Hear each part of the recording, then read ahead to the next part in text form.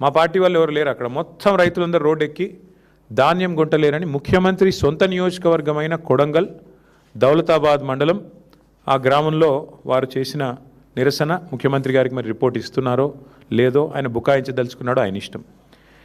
ఇక మా పార్టీ నాయకులు మొత్తం కలిసి మంచిర్యాలలో చేసిన ధర్నా, ఒకటే రోజు 4 రైతులు మంచిర్యాల జిల్లాలో మరణిస్తే మా నాయకులు జీవన్ రెడ్డి గారు, మాజీ మంత్రివర్యులు, మాజీ ఎమ్మెల్యే దివాకర్ రావు గారు మంచిర్యాలలో రైతులతో సహా ధర్నా చేసి 4 ప్రభుత్వం ఆదుకోవాలని చెప్పి ఆ ఈదురుగాలులకు అక్కడే మరి సంఘటన జరిగితే వెంటనే మా నాయకులు స్పందించిన పరిస్థితి. ఒకటిగా చెప్తూ పోతే ఎన్ని ఉన్నాయంటే ఇట్లా మీరు చూడండి, ఇదిగోండి ఎక్కడెక్కడ ఏ జిల్లాలో జరిగినాయి కూడా మీకు చూపెడతాను నేను.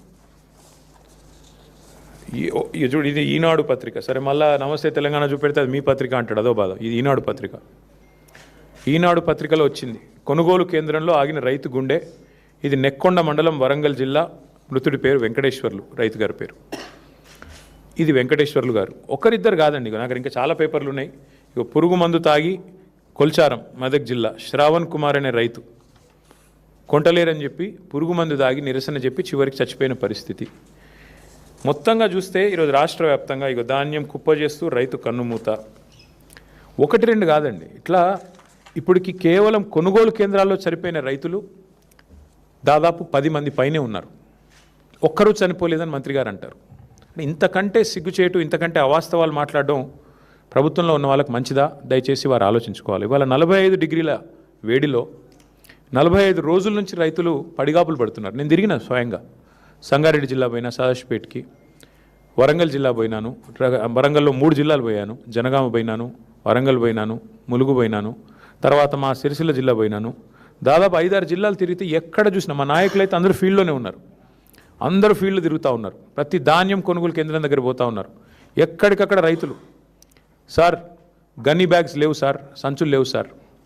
ఈ రాష్ట్రంలో గన్నీ బ్యాగ్స్ దొరుకుతలేవు, కానీ గన్స్ మాత్రం పుష్కలంగా దొరుకుతున్నాయి. కరీంనగర్లో 5 తుపాకులు పట్టుకొని పోయి పొద్దున 11 గంటలకి తుపాకులతో కాల్పులు జరుగుతున్నాయి. కానీ నిస్సిగ్గుగా ముఖ్యమంత్రి గారు చెప్తున్న మాటలకు కానీ, మంత్రి గారు చెప్తున్న మాటలకు కానీ, చేతలకు కానీ పొంతన లేదు. వాస్తవానికి ఈరోజు కూడా రాష్ట్రంలో ఎక్కడా కూడా 30-35% మించి ధాన్యం కొనుగోలు చేయలేదు.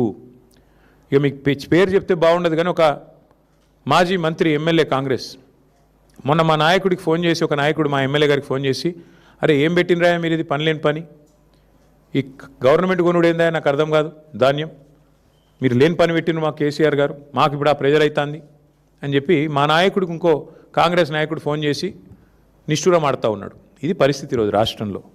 ముఖ్యమంత్రి గారేమో 80% కొనేసిన అంటాడు, మంత్రి గారేమో 50% కొన్నా అంటాడు.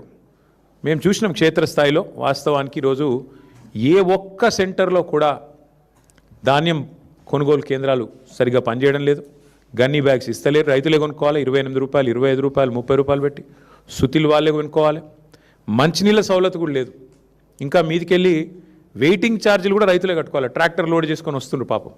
వచ్చినాక ఆడ బయట సెంటర్ బయట, నేను నర్సంపేట నా కళ్ళతో నేనే చూసిన, మొత్తం మార్కెట్ యార్డ్ అంతా నిండిపోయి ఉన్నది. మరి ఎట్లా ఇది పరిస్థితి అంటే, వచ్చి వారం రోజులైంది సార్, వెయిటింగ్ ఛార్జీలు కడుతున్నాం, రోజుకు 2000 రూపాయలు కడుతున్నాం, రోజుకు 3000 రూపాయలు కడుతున్నాం, లారీ అయితే, ట్రాక్టర్ అయితే 2000 కడుతున్నాం. రైతులు తమ నోటెంబడి వాళ్ళు చెప్పిన మాట. ఈ సంక్షోభాన్ని గుర్తించకుండా, ఈ సంక్షోభం గురించి కనీస అవగాహన లేకుండా అబద్ధాలు చెప్పి అధికారంలోకి వచ్చిన రేవంత్ రెడ్డి ఇలా నోటికి వచ్చిన మాటలు మాట్లాడుతూ ఉన్నాడు.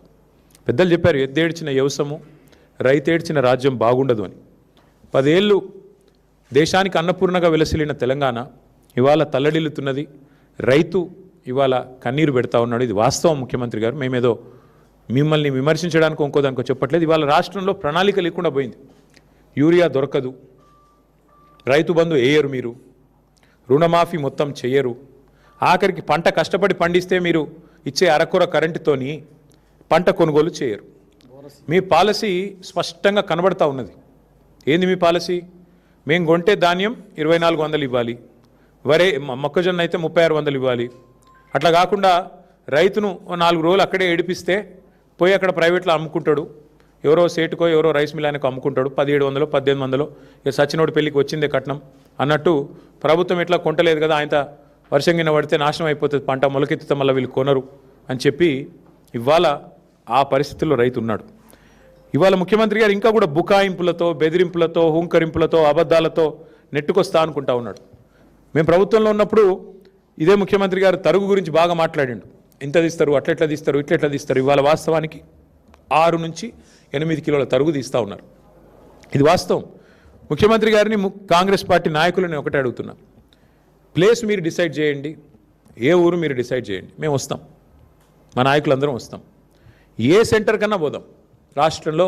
మీరు కొడంగల్ నియోజకవర్గంలోని ఏ సెంటర్ అయినా మేము రెడీ.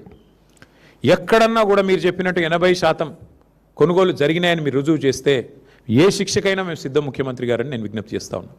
దయచేసి భేషజానికి పోకండి. అనవసరంగా ఏదో డైలాగులతో, పెద్ద పెద్ద మాటలతో. ఇంకా ఎలక్షన్లు చాలా దూరం ఉన్నాయి, ఇంకా 2.5 ఏళ్ళు ఉంది. ఇప్పటి నుంచే ఎందుకు ప్రతిదానికి రాజకీయం? దయచేసి భేషజానికి పోకుండా, అహంభావానికి పోకుండా, మేము చెప్తున్నాం కదా వీళ్ళెవరు చెప్పడానికని అనవసరపు దీనికి పోకుండా, బ్రోకర్ల పాలవుతున్న ధాన్యాన్ని, మధ్య దళారులు ఏదైతే ఇవాళ గవర్నమెంట్ కొంటలేదు కాబట్టి దళారులకు అమ్ముకునే దుస్థితి ఏదైతే రైతులకు వచ్చిందో దీని నుంచి నివారించండి. మా శ్రీనివాస్ గౌడ్ గారు గుర్తు చేస్తూ ఉన్నారు, బోనస్ ఎగ్గొట్టిండు అని. బోనస్ కాదు, ఈ ప్రభుత్వమే పెద్ద బోగస్. ఈ ప్రభుత్వమే పెద్ద బోగసు. అలా రైతు డిక్లరేషన్ అంత పెద్ద బోగస్ ఇంకోటి లేనేలేదు. 34 హామీలు ఇచ్చారు రైతు డిక్లరేషన్లో. ఒక్కటన్నా అమలైందా ఈ రాష్ట్రంలో? 4 ఏళ్ల కిందట రాహుల్ గాంధీ గారు వచ్చి వరంగల్లో మీటింగ్ పెడితే అదే రోజు మళ్ళీ మేము మొన్న పెట్టాం రైతు సంగ్రామ సదస్సు అని వరంగల్లో పెట్టినాం. ఆ రోజు అడిగాను నేను, ఎంతసేపు ముఖ్యమంత్రిని తిట్టిండి. నేను ముఖ్యమంత్రిని తిట్టలే. రైతు బంధు వేయకుండా ఉండేందుకు మేము ఏమైనా దివానగాళ్ళమా అన్నాడు ముఖ్యమంత్రి. నేను గదే గుర్తు చేసిన. ఇప్పుడు ఏయని దివానగాడు కూడా నేను అడిగిన. నేను ముఖ్యమంత్రి గారు నేనేం తిట్టలే. కేవలం ఆనాడు మేమేమైనా దివానగాళ్ళమా, మాకేమైనా దిమాక్ లేదా అన్నాడు. నేను గదే చెప్పిన. మరి దివానగాళ్ళు ఎవరు, దిమాక్ లేని వాళ్ళు ఎవరు అని అడిగిన.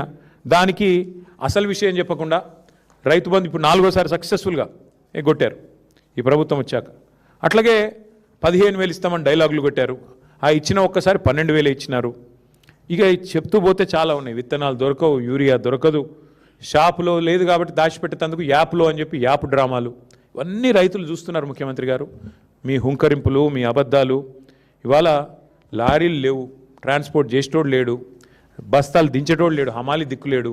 మీ ప్రభుత్వానికి ప్రణాళిక లేదు. పోనీ కేంద్ర ప్రభుత్వం ఏమన్నా వాళ్ళు ఏమన్నా మంచి చేస్తున్నారంటే మన ప్రధానమంత్రి గారు వచ్చి మన రాష్ట్రానికి వచ్చి హైదరాబాద్లో మీటింగ్ పెట్టి సాగు కబురు చల్లగా చెప్పిపోయిండు. రైతులు యూరియా వాడుడు తక్కువ చేయాలి, బంగారం కొనుడు తక్కువ చేయాలి. మరి ఆ పెద్ద మనిషి వచ్చి శుద్ధులు చెప్పిండు. దాన్ని బట్టి అర్థమయ్యేది ఏంటంటే నాకు వచ్చే సీజన్లో కూడా తప్పదు.